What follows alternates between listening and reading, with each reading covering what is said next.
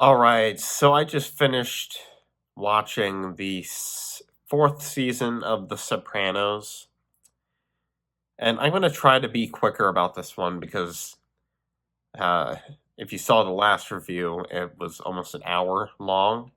So I'm going to try to be quicker about this one. Um, Overall, my judgment of this one, it was again neither bad, nor am I necessarily like singing the praises.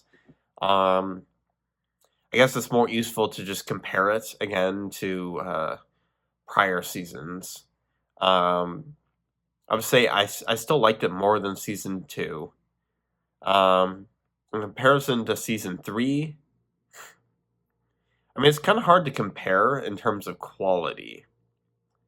Um, it's very different, right? I think the first notable difference is that there's not much cohesion to it, right? I didn't really notice like a coherent like narrative structure to it, something that binds it all together and brings it together as a whole story. You understand, right? So, and this was especially represented with the climax, and I'm not going to get into the details yet, but um, I thought the ending of the season was kind of anticlimactic. It's not that like it was completely disappointing because like once I actually get into the details, um I mean the ending was compelling in its own way, almost certainly, right? Like if you've seen season 4, you know what I'm talking about. But with regards to some of the plot lines, like how the FBI follows up on their failed attempts to bug the Sopranos house. They try to get somebody close to Adriana, right? They have a plot line related to that. Um, right? There's just a number of other plot lines. Right? They don't really seem to have that much resolution, or if there is a resolution, it's just they seem to be more so subplots, right? Um, right. There's no identifiable main plot line for season 4 in particular that brings it all together as a whole. Um, right, it feels like the series in general is just kind of coasting for so far, right? There's just a lot of hanging plot threads at this point, which is kind of disappointing. Um, but it is how it is. And that's worth mentioning at the very least. Now that said, um, we do get some resolutions though. Like for example, we finally do get the resolution to the trial that was kicked off or it was introduced uh I think it was as early as season 1 for Junior. Junior was basically arrested at the end of season 1, and he was being held on or taken to trial. So we see the conclusion to that finally, but they were willing to draw that out. So, and the reason I bring that up is I know that a lot of these hanging threads they're going to be addressed here eventually here, right?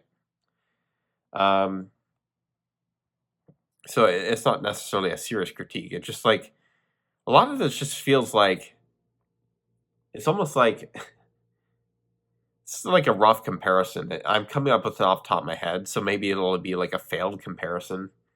Um, as I start to articulate it, I'll realize like, oh, maybe this doesn't quite work, but let me just go with it.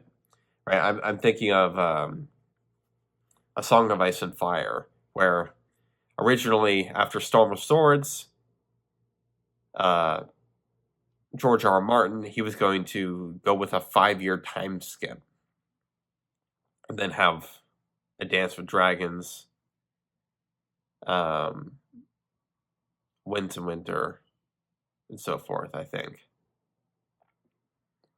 I can't remember what the last titles were supposed to be, but either way, there was supposed to be a 5-year time skip. That's what's essential to understand here. But eventually he decided against it, and then he eventually decided to do a middle novel, which then he had to split up geographically into what became A Feast and Dance, A Feast for Crows and A Dance with Dragons, as they were published, as we know now. And what you know, if you've read them, is that a lot of it is just a lot of filler. They're very character heavy, and there are a lot of defenders of these books, but either way, it's just a lot of it. Sorry, I'm kind of recovering from a cold here. A lot of it is just filling in the gaps, kind of coasting along as they build up slowly for the next explosion of events that are coming, right? Coming down the line, which is Winds of Winter, which we're still waiting for, right? So, and that's kind of what season 4 felt like. It felt like Feast and Dance. It felt like there was a lot of like coasting along.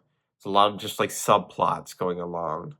There wasn't a lot of there wasn't like this core central story going on.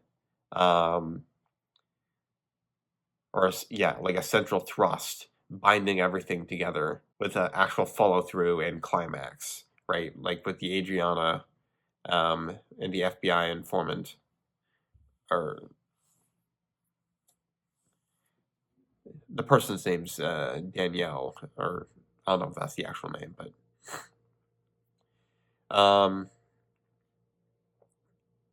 yeah, like that plot thread just is still going on in one way or the other. I'm not going to articulate the details, obviously, but yeah, we're still waiting. We're just still waiting, and yeah, and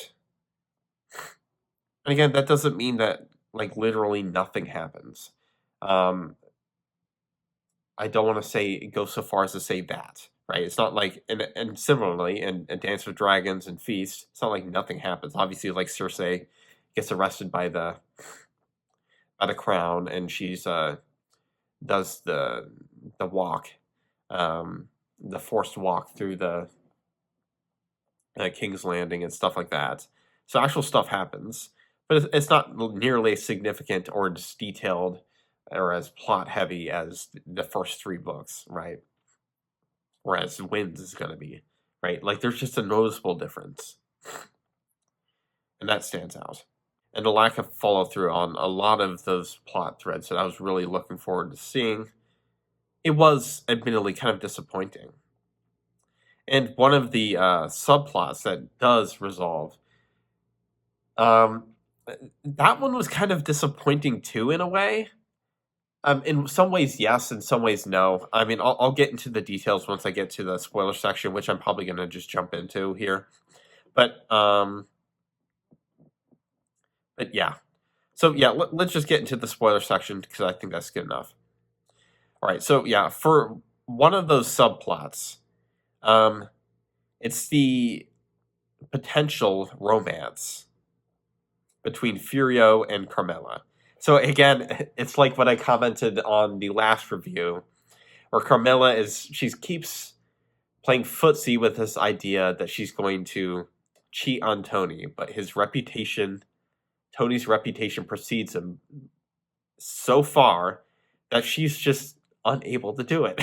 It's just like Furio literally has a conversation where he's like, literally the only way I can ever be with Carmilla is if I kill Tony. And it like teases this idea that he might do it, but it's just so unrealistic. There's no way he could possibly actually follow through. It's absurd, right? So now the way it resolves is that Furio, he ends up leaving. Right? He just leaves America and goes back to Italy abruptly without telling anybody. And Carmela reacts kind of badly to this, and Tony's a bit baffled. And actually, Meadow, she is surprised by this, or a better way of putting it, she actually recognizes this. She learns about Furio's and her mother's, potential connection, and she's probing away at it. And I don't think she ever like truly gets at what was going on, but she's kind of understanding, right? Yeah. So, and also just a quick aside, I probably should have mentioned this in the non-spoiler section, but there was a significant section of the season where Meadow just kind of drops off the face of the planet, right? Like she's just not in the show anymore, right? For several episodes. And then she just like comes right back in for like the last few episodes. It was very strange. Or maybe it's because I took like a break. I think I took like 2 day break. I don't know, but it kind of like felt like that.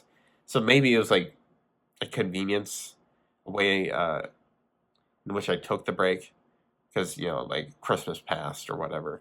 So I don't think I watched any episodes for like 2 days, but I don't know. Yeah, but all right, all right. Now since we were talking about Furio, I get the sense that Furio, he was really an underutilized character. I really liked his introduction, right? In the beginning, he was brought in, I think, in season 2 when Tony went to Italy, right? And he was originally used to show like the difference between the Italian mob and the American, or the the Italian American mob, right? And I remember that one scene where Melfi calls Tony to say, "Hey, I can have you back," right? Because she had, you know, barred him from coming to her office, but then she changes her mind. And when she calls him, Tony is out with Furio, and he's using Furio to, break knees and in order to get some money, right? And Furio brings fire and fury. He's just absolutely vicious and cruel. But at the same time, he's like very polite and kind and stuff. So like, there's two sides of him, right? There's also that one scene, and when they were in Italy, there's like this one kid who like crashes. I think it's his bike, and they were like vicious and like rebuking the child, and like the Italian Americans, they were just like, oh, it's just a kid, let him run off. But the Italians are just like ripping into him, They were like serious gangsters. um, so that had me intrigued in the beginning, but after a while, like Furio, he was just a side character, right? Like it's like they ran out of ideas. In season 3, I don't think I mentioned him at all in the review because like they didn't really do anything with him. And then he gets used again for like a subplot in this season, which is what I just mentioned, a potential romance with Carmela. And then now he's gone. So it's just kind of disappointing. I thought so much more could have been used for him, right? But so be it, I guess. You can only expect so much. Now, I do want to talk about, I guess there's multiple related things. So, what we saw in season 3, if you remember, is they tried to bug the Soprano residence. So, like, the big question then is, why don't they just try to bug it again, right? You know, the whole thing was a bust because they bugged the lamp, and then Meadow just took the lamp to college, right? So that's why it failed, right? So why don't they just try to bug it again, right? Are there legal reasons? You know, like, why don't they just try to do it again, right? That was the big question. I get for, like, maybe storytelling reasons, you know, it's just repeating the story again and again. But that question does, yeah. So for, like, meta reasons, yeah, sure, whatever. But again, the question still occurs. Okay, but then of course they move on. I think at the very end of season 3, they hint at the use of Danielle. Again, I don't know if that's the actual FBI agent's name, but that was the, like, her undercover name, Danielle. Um, she befriends Adriana and basically infiltrates the mob in that way. And even at one point, she enters the Soprano residence, and Adriana comes closer with her, shares certain secrets with her. And when I say secrets, I mean, like, personal secrets. But after a certain point, Christopher is, like, horny and tries to make moves on Danielle, and Danielle, like, rejects him and leads to, like, this disagreement, and shoves her off. So that whole thing falls apart. So then they're forced to, like, bring Adriana in, and they threaten to arrest her for, like, 25 years or more, I think it was. Or she can become an informant. And this was the plot line that had me the most excited. This was what I thought was going to be, like, the central core plot thread of the series, or of the season. But it turns out it wasn't, right? Like, probably the most significant thing is, like, there's no payoff, right? We don't actually see the conclusion of what happens, at least yet. So Adriana is still an informant. We're still waiting to see what exactly happens. Nobody knows that she's an informant. We don't know how people are going to react. So all of that drama, it's just waiting to come out, right? So admittedly, that was a bit of a letdown because, again, this is the thing that had me the most um, worked up. But again, there are just so many other, like, plot threads, and again, they're all treated as, like, story, like, minor plot threads that were all, like, running together. Again, there was no central thread in actuality, so it just, yeah. Another minor plot thread that I guess was treated was Christopher and his drugs. Now, this was actually a good one, right? So I do figure that I should mention some positive things here, because I guess I do tend to talk about the negatives more often than the positives. But I like that they forced that Christopher to come to terms with his actual drug use in this season. He was basically forced to go into rehab for his heroin addiction.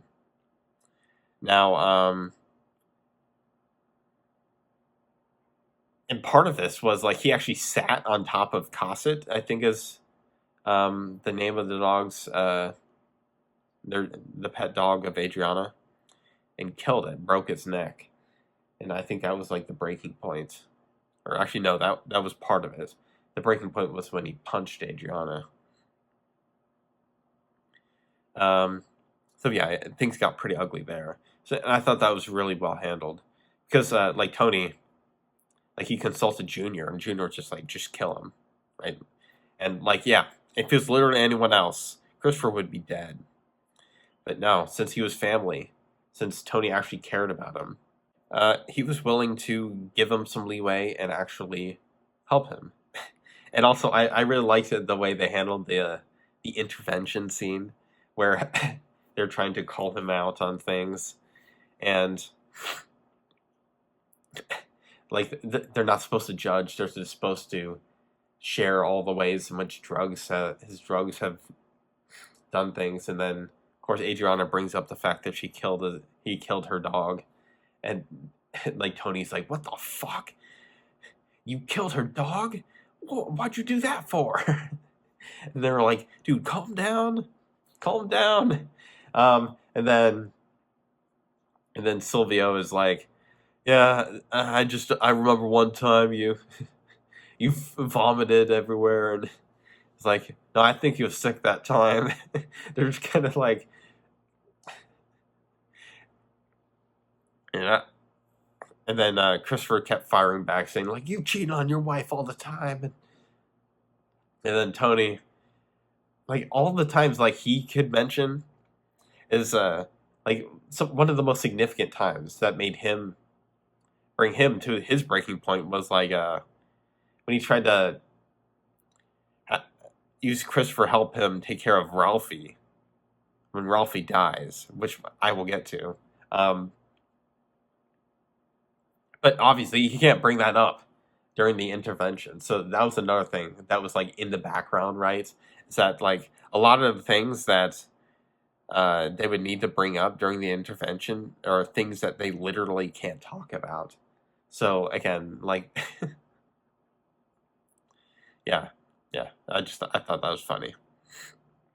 Another thing is I'm going to cover some of the smaller things before we get to the big ones. All right. So I mentioned before that we do get to see the conclusion of Junior's actual what is it, trial, and he gets found not guilty or no. Well, it's not that he gets found not guilty. He gets declared a mistrial because they threatened one of the jurors, and but in the course of one of the in the course of the trial, they tried to do get him to pretend to be demented, and of course it doesn't end up working.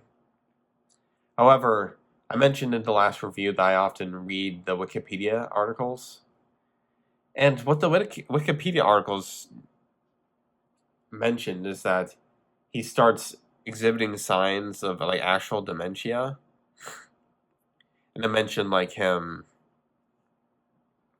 not shaving properly or him like wandering out and demanding ice cream from his neighbors or whatever.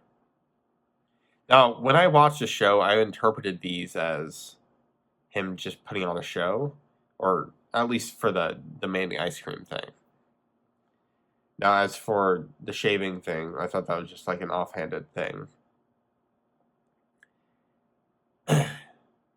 Now, if he's actually developing signs of dementia, I guess I might have spoiled myself by accident, but we'll see. Now, at the same time, the Wikipedia articles aren't always accurate. Like sometimes I don't always agree with how they describe things, how they interpret certain scenes, right? At the end of the day, you need to remember that how someone else summarizes things is just someone else's interpretation. So, but yeah, I guess there's an open question of whether he might actually be developing actual dementia because he is old. Now time to move on. Okay, so let's cover. I guess this is a pretty significant one. Ralphie's death. Yeah, so this was quite significant. I think that I was not expecting this at all, right? I expected Ralphie to last for quite a long time. I thought that he was going to last for like the rest of the series, honestly. Like I thought I saw like some credits of him like lasting throughout season 6. Now, for someone as like boisterous as his character, it's not surprising that he got offed this early. Right, someone who's this impactful, creates this much division, and hostility in other people, right? Like, do we really expect him to, uh,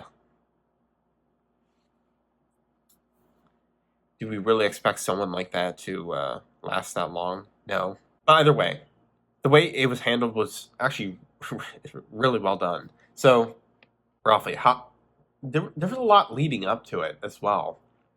So, it there was like one episode. It was like episode 9 where it started out with like his son, um, his biological son, getting like grievously injured in one of like the stupidest possible ways, right? Like they're trying to shoot arrows at each other. Like one of them was like holding a target, and they were like shooting like bow arrows at each other. Of course, one of them got hit, and and yeah, Ralphie was significantly affected by this.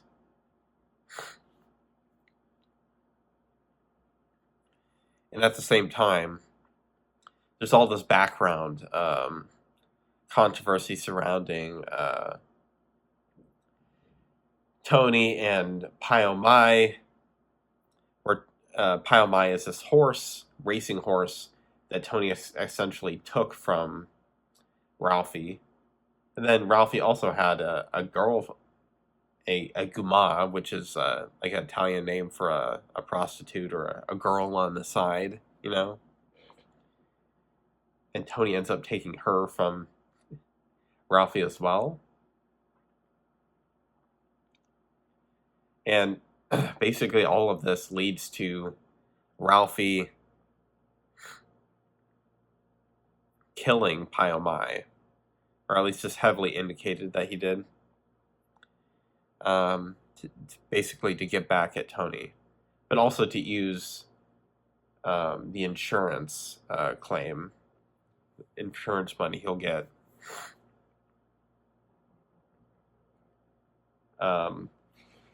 to help pay for the treatment he needs for his son. And yeah, it leads to a confrontation between Tony and Ralphie, and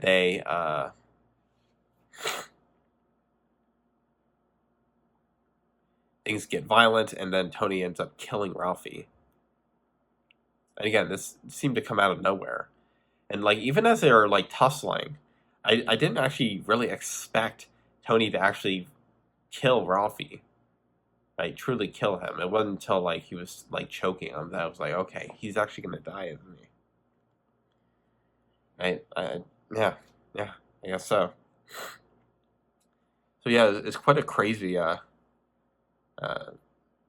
set of events. Ralphie was such a like an interesting character because he he always did like he was always so depraved and weird.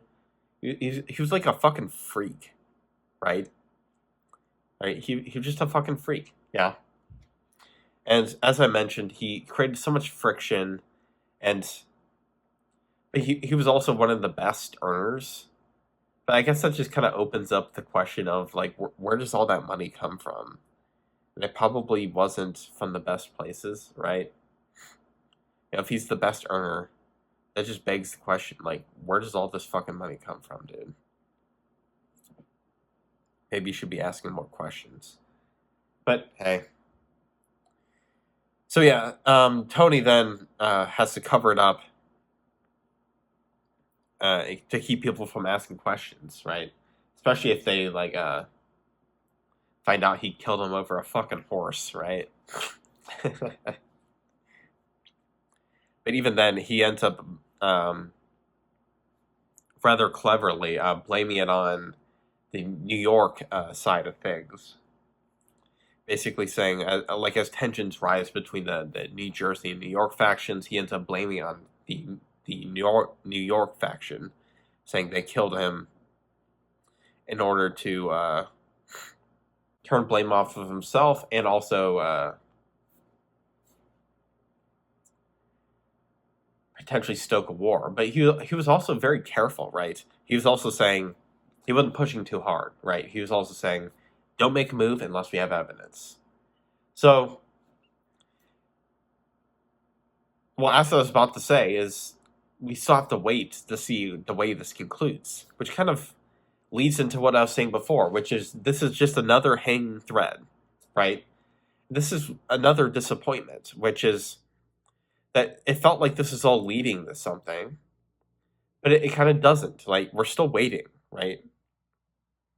There was a lot of tension. In fact, in the final episodes, in fact, the final episode, there's all this tension where they were going to assassinate the leader of the New York faction, literally have him assassinated.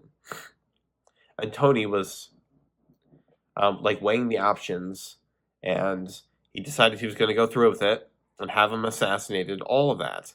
And then at the last moment, he decides not to. And again, it does imply that it did imply that there's going to be tensions between him and was it Johnny Sack is his name? I almost said Danny Sack, but I think that's like an actual human being, an actual person. um, Johnny Sack. Um, yeah, Johnny Sack. There's Jeffrey Sachs, who's an actual geopolitical strategist, and there's David Sachs, who's, I don't know, in the political world somehow. Yeah, but this is Johnny Sack, who's in Sopranos. um, yeah, so there's going to be tension between these two characters, but again, hanging thread. We have to wait for season 5. So again, I feel like that's a problem, right? We just keep waiting, right? There was no climactic moment for anything. It felt like there was not that much build up for like an actual like bloody climactic event.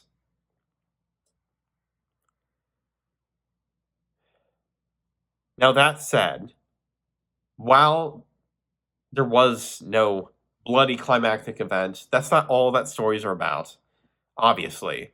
And it's not all negative, right? It's not like nothing happened. It's not like there was no emotional resonance. In fact, there was one very, very, very important thing that did happen at the very end of the season that essentially carries it and prevents it from being all bad.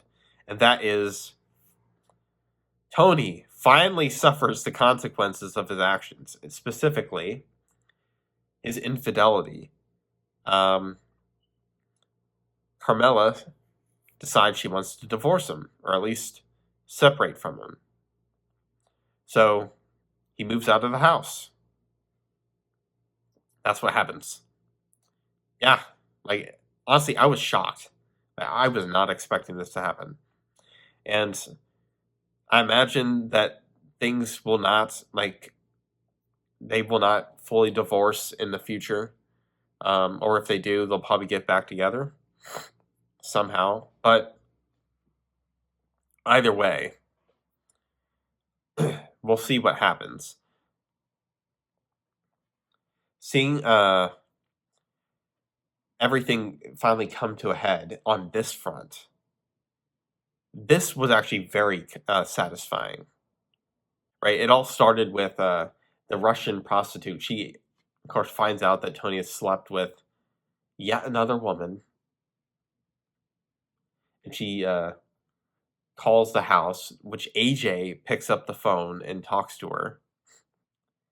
And then he passes the phone off to Mom, or Carmela, and then she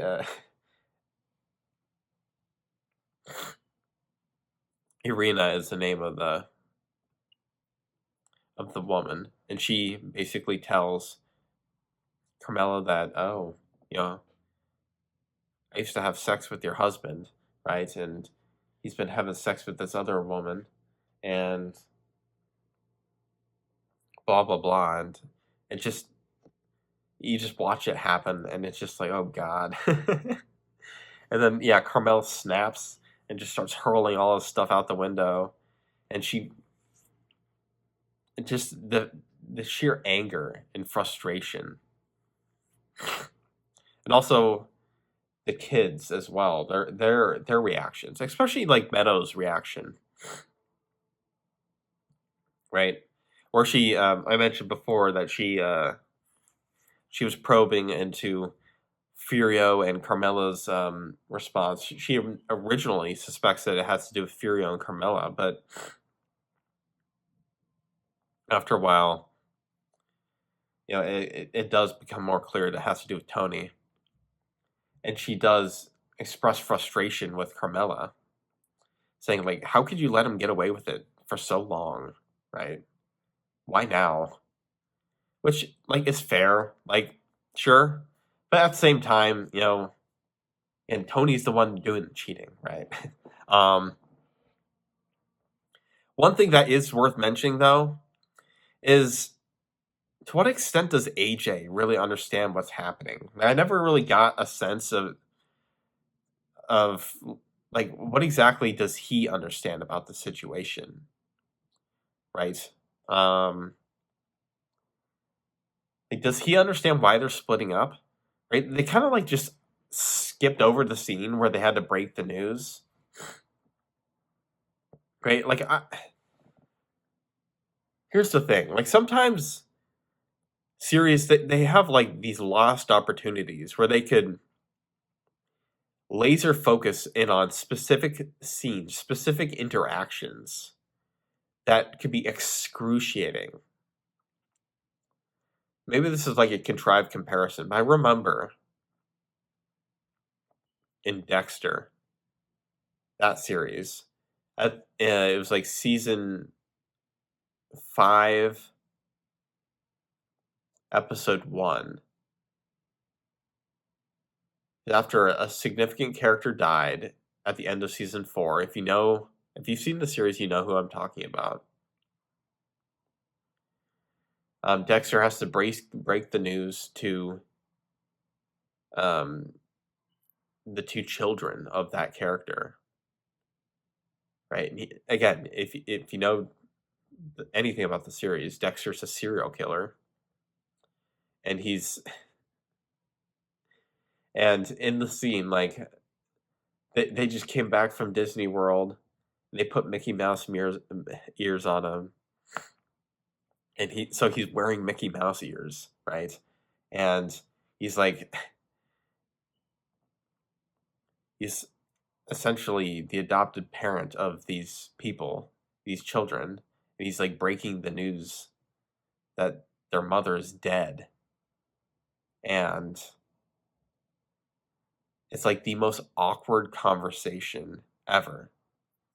And he's using like these stock phrases like, I'm sorry for your loss. And like, and the way he delivers it is like, oh man, he walked into the house and they're like, oh my God, is mommy okay? And she's dead. He just comes out and says it, and they're like, wait, what? It's like, he killed her. She's dead. And it's like,